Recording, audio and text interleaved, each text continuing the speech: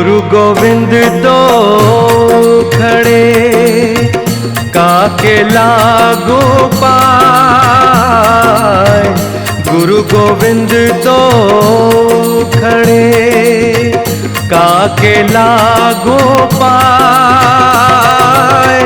बलिहारी गुरु आपने गोविंद दियो बताए। कबीरा गोविंद दियो बताए।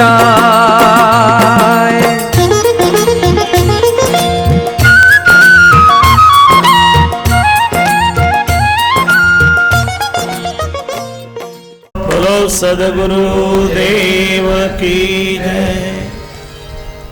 सारनामाश्रितो यश्च सशीलादीन गुणान भजेत। આપણે સાર નામનો આશ્રય લેવું છે, એટલે આપણા જીવનમાં પણ શીલ આદિ ગુણો દૃઢ થવા જોઈએ. શીલ છે એની સાથે આદિ જોડવામાં આવ્યું, અર્થાત એકલું શીલ નથી. એમાં ક્ષમા પણ આવે, એમાં દયા પણ આવે, એમાં ધીરતા પણ આવે.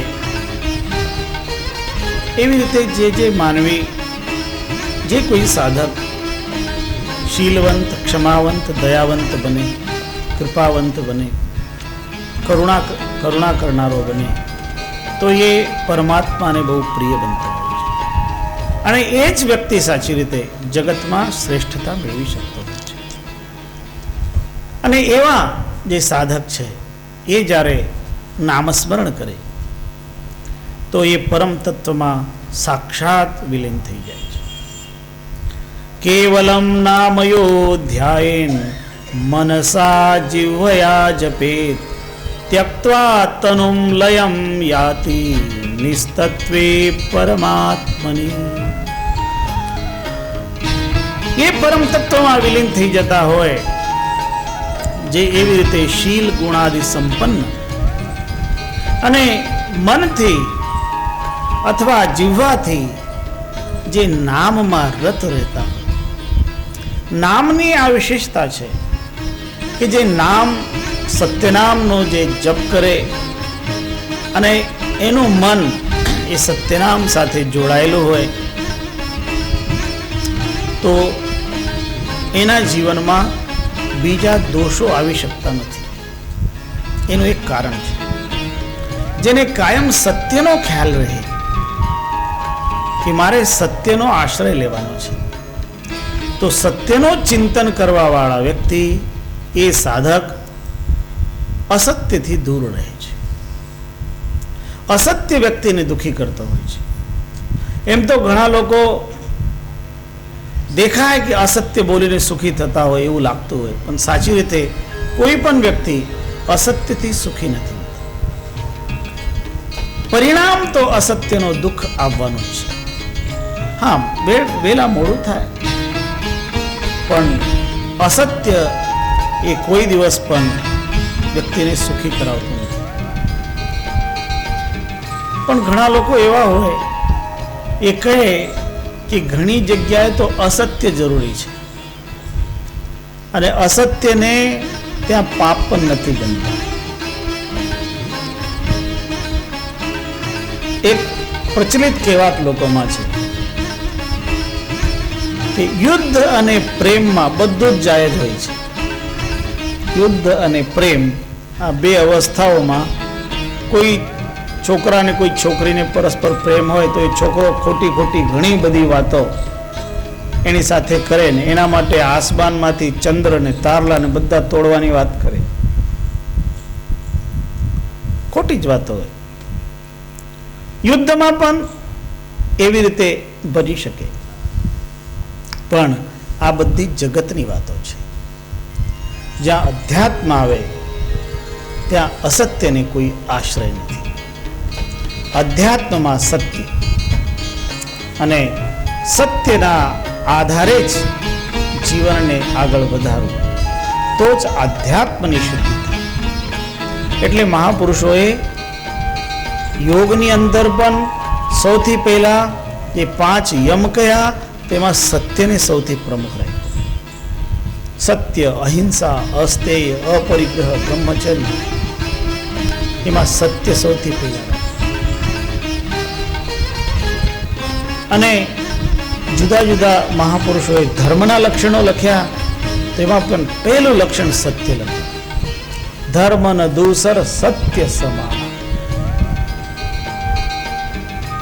મનુ મહારાજ મનુસ્મૃતિમાં ધર્મના 10 લક્ષણ કહે,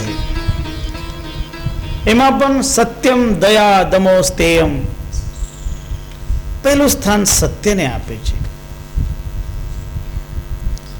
બાઇબલ પણ જ્યારે 10 કમાન્ડમેન્ટ્સ કહે તો 10 કમાન્ડમેન્ટ્સમાં ટ્રુથફુલનેસને કમાન્ડમેન્ટ બનાવે.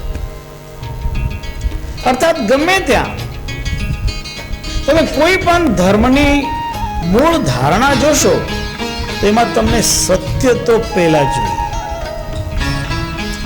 કોઈ પણ વ્યક્તિ, કોઈ પણ ઉપાસક હોય તો એ પોતાના ઈષ્ટને સત્ય ગણે છે. એટલે ગાંધીજીએ તો કહ્યું કે સત્ય એ જ ઈશ્વર છે. કોઈ વખત આપણે કહીએ ઈશ્વર એ સત્ય છે, પણ ગાંધીજીએ એને બીજી દ્રષ્ટિએ જોયું અને કહ્યું સત્ય એ જ ઈશ્વર છે. અને સત્ય એ સૌથી મહત્વનું તત્વ છે. સત્યનો એક બીજો અર્થ છે. જે સત્ય શબ્દ છે એ સતમાંથી આવે છે, અને સતનો અર્થ હોય છે અસ્તિત્વ, થવું, હોવું. અસ્તિત્વ એ ઈશ્વરનું નામ છે.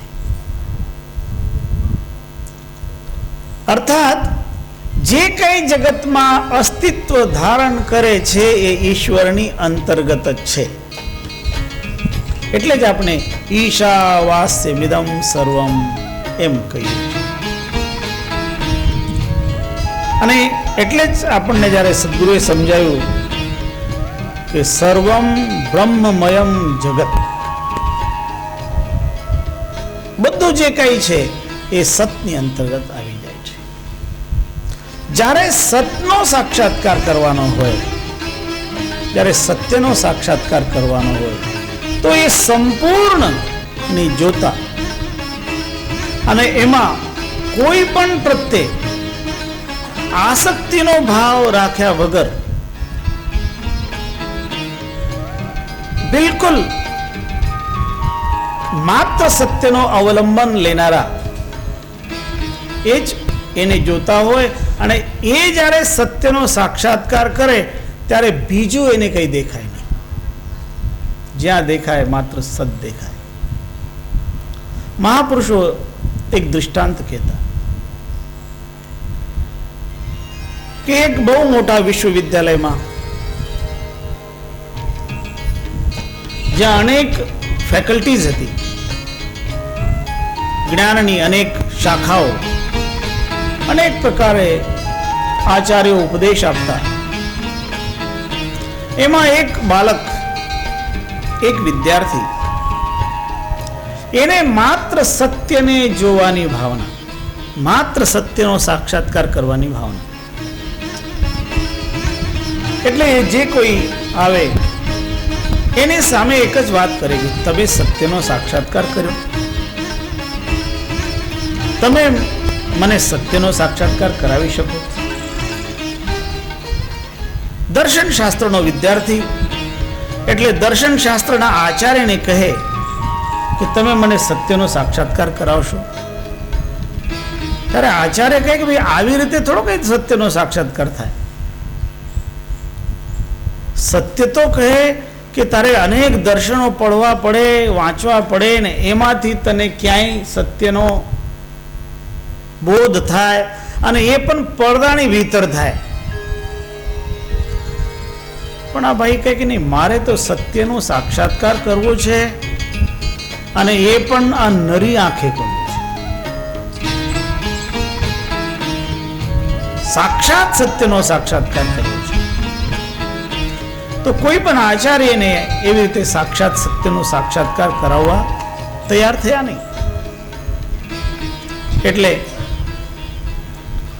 એક દિવસ એ વિચાર કરવા લાગ્યા એ વિદ્યાર્થી કે આવી રીતે સત્યનો સાક્ષાત્કાર ન થતો હોય તો આ જીવનનો શું અર્થ? ત્યાં વિશ્વવિદ્યાલયમાં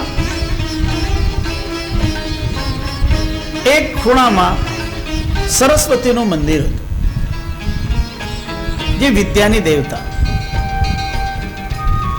તો તે વ્યક્તિ ત્યાં મંદિરમાં પહોંચી ગયા અને એ સરસ્વતીની આગળ ઊભા રહીને પ્રાર્થના કરવા લાગ્યા, હે વિદ્યાની દેવતા, હું અત્યાર સુધી સત્યનો સાક્ષાત્કાર કરવા માટે ખૂબ રખડ્યો છું.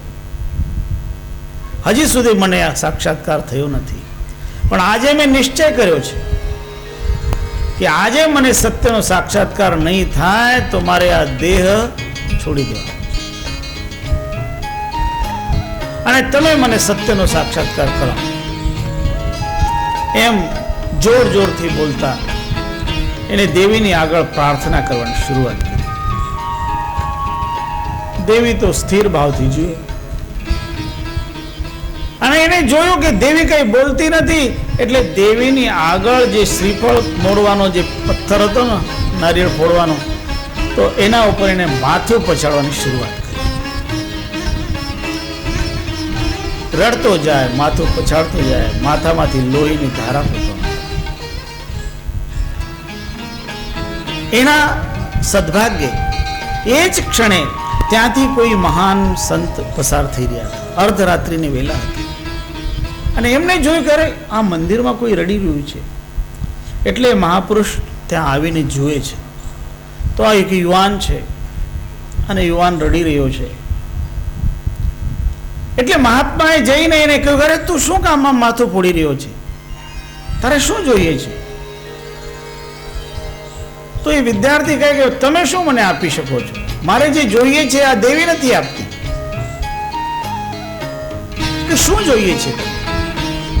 કે મારે સત્યનો સાક્ષાત્કાર કરવો છે.